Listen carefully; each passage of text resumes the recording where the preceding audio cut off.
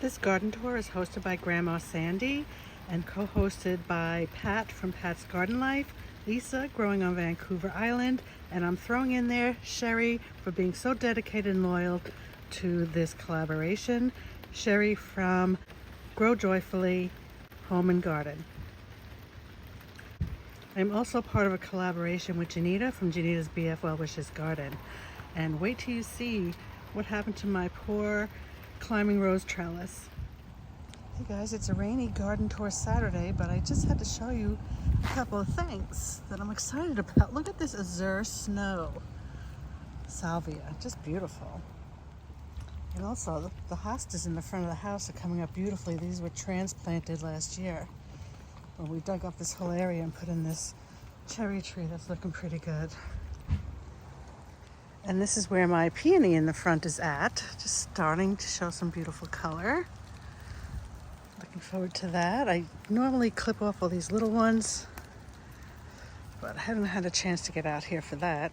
In the raised garden bed area, these beautiful Dutch irises are starting to open.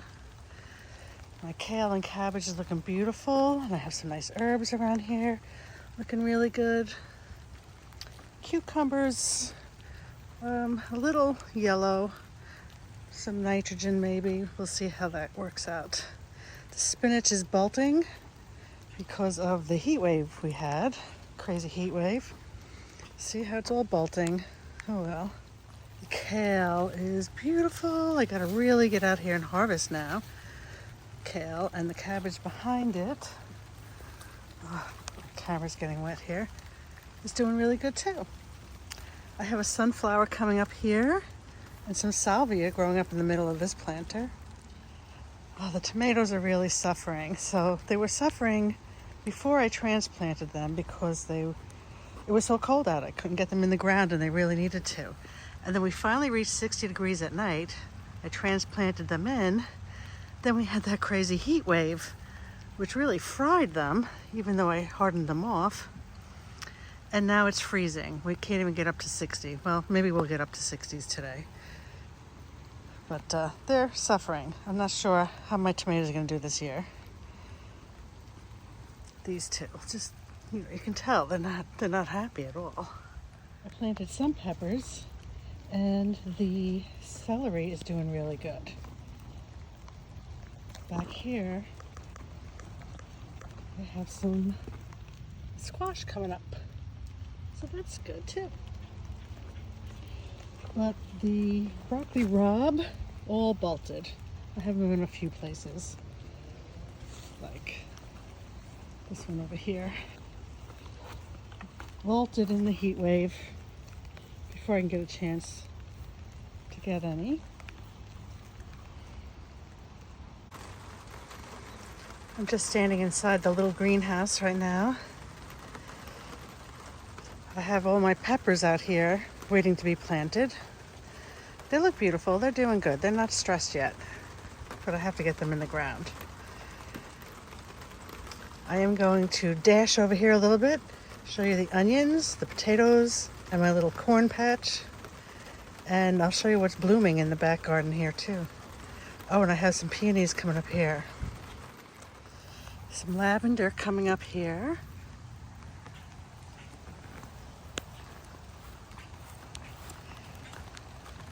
Look at these peonies. Oh, this one's really get ahead of the other ones in the front. This one gets more sun back here. And these used to be red. They turned pink, I think. We'll see. I have these irises, these bearded irises here. See that pretty little beard in there? So pretty.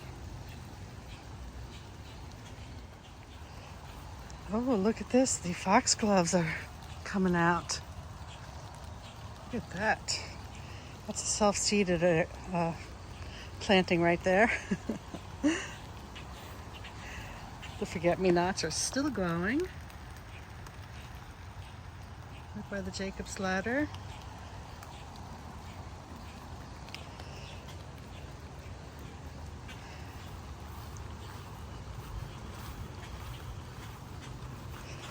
Oh, the rain is probably going to ruin these. These are so beautiful. Beautiful, beautiful.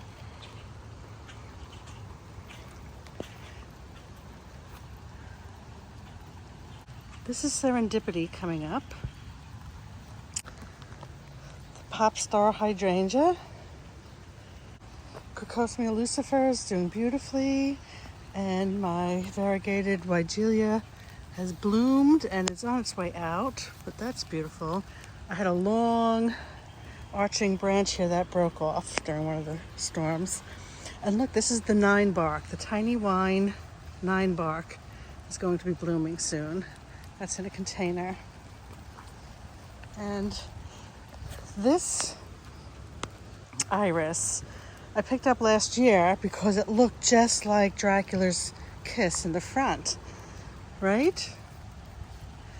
But this one was called Fiery Temper, but they're pretty much identical, and that's kind of how irises work. They can be the same flower or from the same family and have different names. But this garden is filling in, and I'm trying not to plant too much more because I need to see how this evolves and where more plants may be needed. This is a more shadier area, and they're not as advanced as the flowers in the center of this garden area.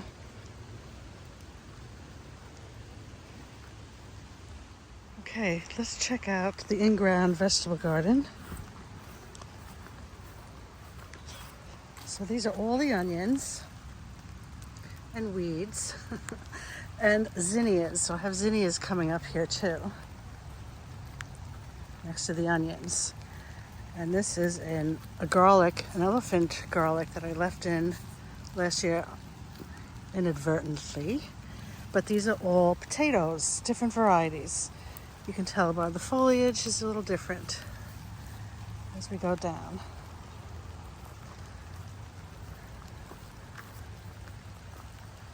Okay, I'm going to plant some peppers in this area, some garlic that I forgot to pill up last year or didn't see, and I have some corn coming up here, but there are some blank spots, so I'm going to go around and fill in some blank spots too.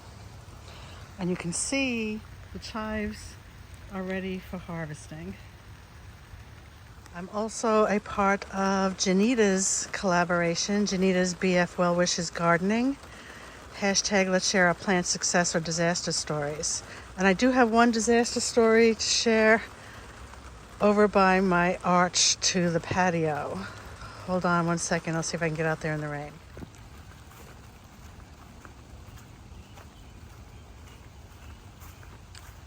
It has collapsed from the weight of this climbing rose bush that is budding like crazy. So I tried to straighten it out, but look, it's actually broken. Oh, ouch. Gotta be careful. I don't know if it came apart or if it's broken, but I can barely get through there. Can't get through without getting hurt by these rose thorns. But if you see the other side, you'll see there's so many rose buds. I'd hate to cut this back, but that's really what I need to do to set this thing straight again. Right now that path is blocked. Well, thank you everybody for visiting. I hope you're having a great weekend. It's a Memorial Day weekend.